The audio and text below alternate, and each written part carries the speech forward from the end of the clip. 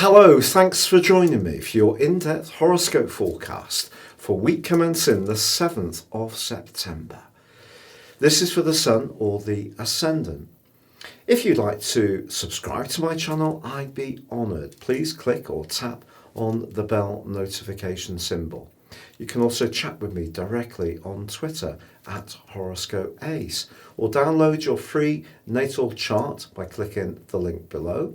Or please join Elisa and I for the daily astrology and spirituality show, where you can snaffle your free written daily horoscope by also seeing the link below.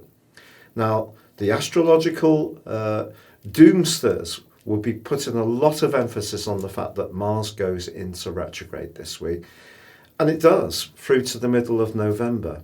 But you know, Mars has been slowing down for some while, and in fact, since the end of July, around about the 27th, it's gone into shadow, and then from the middle of August right through to now, it's been broadly in a right angle with Saturn, and that's going to go on to the middle of October.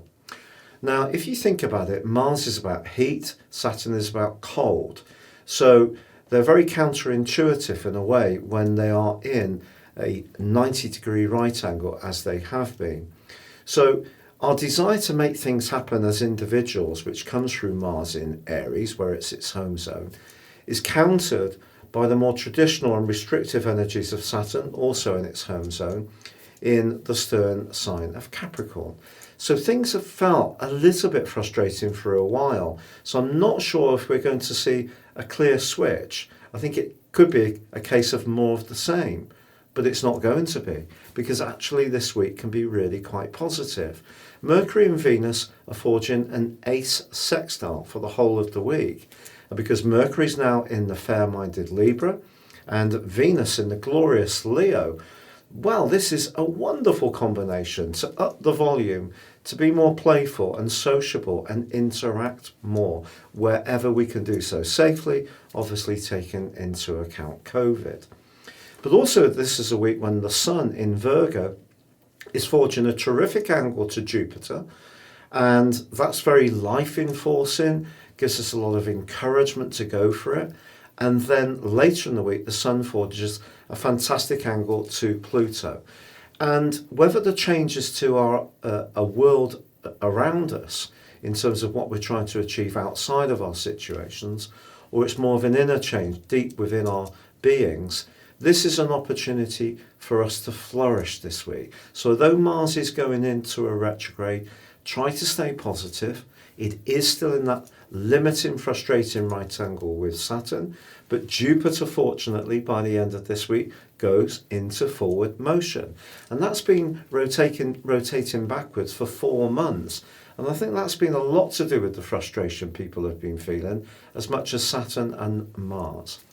Now, Thursday does see a quarter moon in the sign of Gemini. So we have a mutable quarter moon because of the Sun being in the sign of Virgo, where it's also very flexible and mutable. So I think this just points towards not trying to do too much this week. The virtue of Virgo can definitely be reinforced by that Jupiter and Pluto combination and the trine to the Sun. So change is possible, but let's use the detail, the meticulous energy of Virgo to go on a step-by-step basis. Then we're not going to try to run before we can really walk. But patience and application are going to continue to be important, but I think our personality powers can really start to flourish. Your specific forecast, Sagittarius, gives you an awesome opportunity to make progress in terms of your professional hopes. The Sun is forging an ace angle to your ruler Jupiter. This is about as good as it gets. It's going to give you a lot more energy and a lot more self-confidence to go for it. Saturn's also involved in the equation in a positive way in the second half of this week.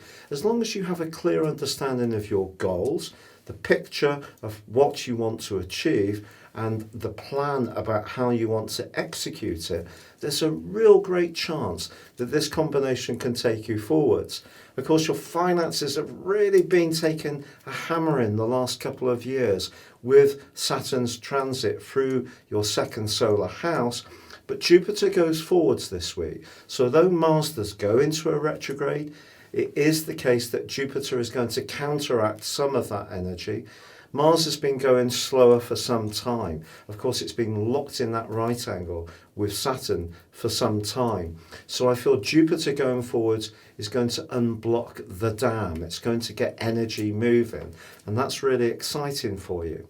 Also, Venus is in your sector of adventure, and it's linking brilliantly with Mercury now in your sector of friends and how you network with other people. So travel or overseas connections could be very much involved in what you're trying to do. So the quarter moon is perhaps the only challenge this week for you. And apart from Mars's square with Saturn, and that's really saying to you that when it comes to your relationships, particularly professional relationships, it probably is better to keep a separation. Don't get too cozy with someone you're trying to cultivate in a business situation. That doesn't mean to say you should be unfriendly. It just means just be aware that business is business. But this really is a green light week for you to take a step forwards. It's been a real pleasure being with you. If you'd like to ascend above your zodiac sign and embrace more serious astrology, please check out my year's forecast and character analysis special offer where you can get 30% off. And also, if you'd like to have a one-to-one, please check out my testimonials below, and it would be an honour to work with you. But for now, stay safe, take care, and good luck.